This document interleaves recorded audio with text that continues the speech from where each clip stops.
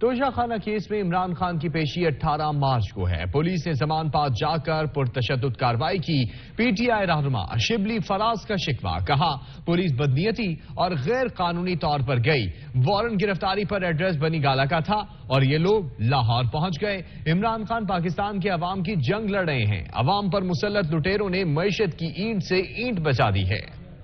مقدمہ جو کہ توشہ خانہ سے متعلق تھا، اس کے لیے ہماری جو پیشی کی تاریخ تھی وہ 18 تاریخ تھی۔ اسلام آباد پولیس کس طرح سے وہاں پہ گئی، اس نے وہاں پہ پوری پرتشدد کارروائیاں کی، ہمارے ورکرز کو مارا۔